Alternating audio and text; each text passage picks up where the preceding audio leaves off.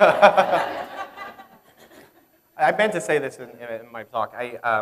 This stuff takes time. It really takes time. Although we spend like 8 hours with each other every day, like it really takes time. I'm speaking out of an experience that I'm very fortunate where I've worked with the same folks like in different parts of my career. Like a lot of us worked together at Google for a number of years, and now we work at this thing. So it takes time.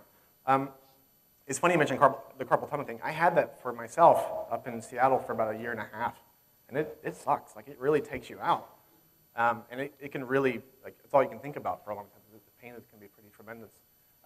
My manager at the time made sure that I was getting taken care of. I mean, again, I had a really good manager. Gosh, I don't really know if there's, maybe others can speak to it as well. You probably have got some experience, Rich. But well, mean people suck. Yeah.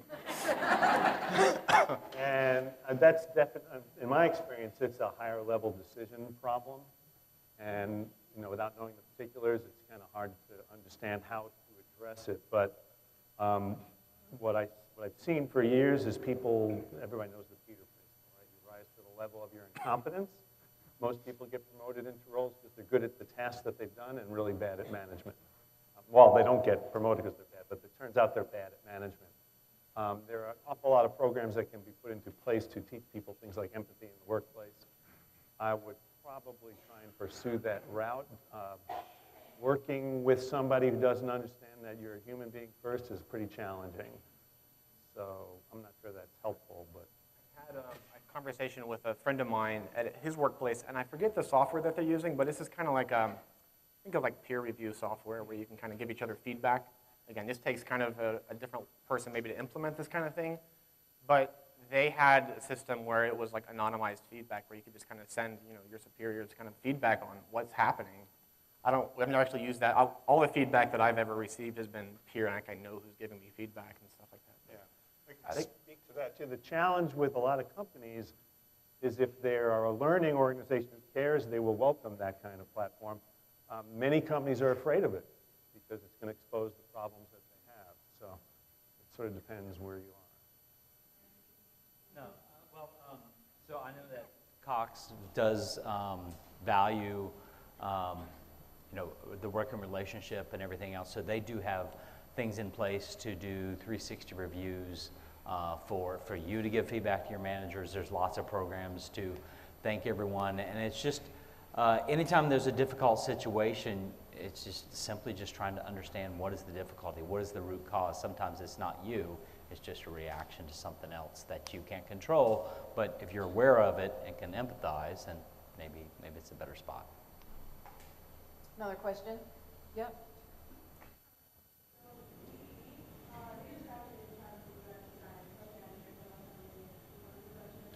Yay.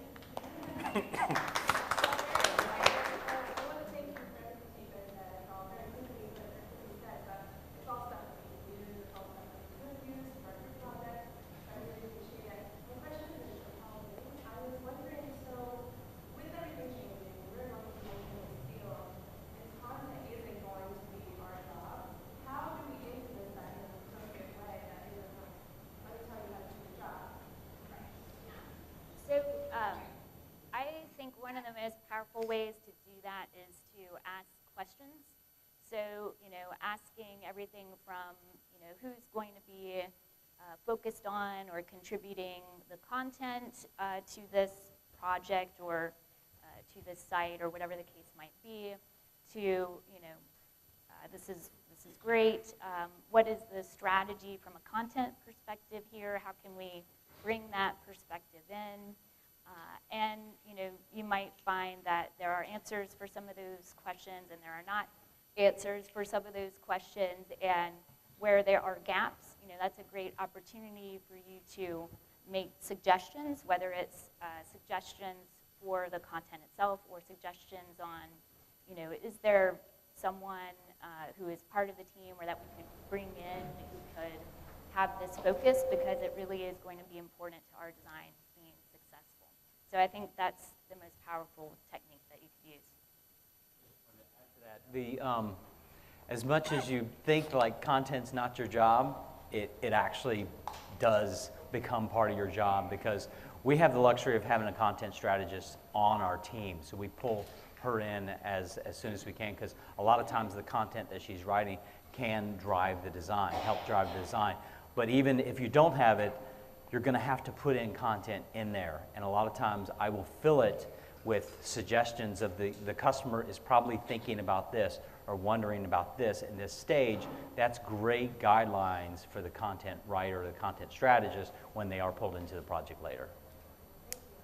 Yeah, and if you really think of it, you know, from a user perspective, nobody goes to a site or an app to interact. They go to find something or to post something, to share something or to do something or, you know, buy a ticket or something. They go for the content. So, you know, that's why we wanted to present all these different views, because they all intertwine for the user.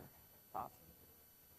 Yeah, so I've been in this industry for just about 20 years, and I find kind of based upon what she's saying, I want to get your opinion on how do we classify these areas in the first place. And I'm asking that because people are sitting on job descriptions, they're asking for UX designers, some are asking for UX architects, some are asking for UX developers. Almost 9 times out of 10 though, when they say, my experience, when they say UX designer, they're looking for a combination of somebody with some architectural experience, prototyping, and computer design, as well as visual design. So they're almost like trying to get 3 things in one if they can. You know? Absolutely. So, I don't know, do you know what trends are going on in the industry right now, and what do you recommend as far as, you know, what, so I'm former solution architect now, UX architect.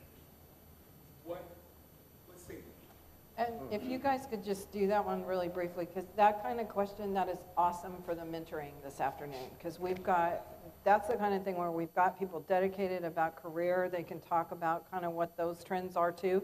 And some of the people up here are mentors this afternoon. So, but yeah, please give a high level kind of answer. But if you have questions like that, that's why we have these mentoring groups, to really deep dive in a smaller group. I can say a few things, I guess. Please. Maybe. One of the bits of feedback that was really useful to me when I was first getting into this industry was it was a feedback from an interviewer, and they said what was really useful about interviewing with you was that it was very clear you could do the things that you're supposed to, like all the stuff you mentioned, but you were really passionate. It was clear to me where your passions were in all those things. Oftentimes when you're interviewing, you kind of want to just say, I can do all the things. But really, a lot of people, that's where everybody kind of does the same thing. And so what you want to do, I feel, is actually show, I can do these things, but this is what I really care about. Like, I really care about UI design, or I really care about research.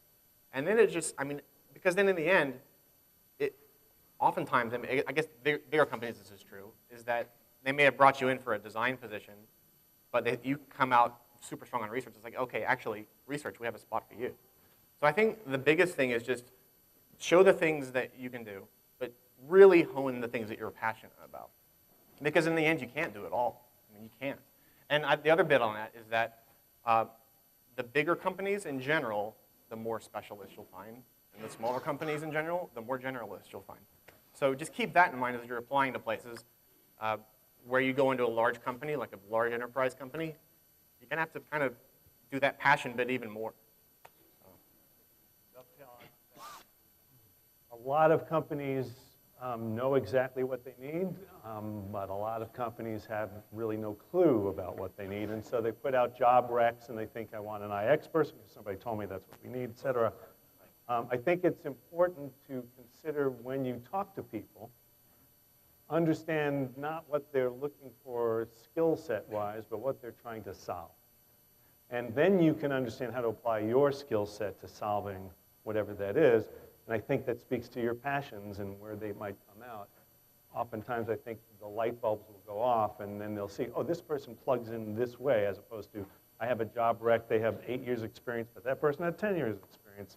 How do I make that decision?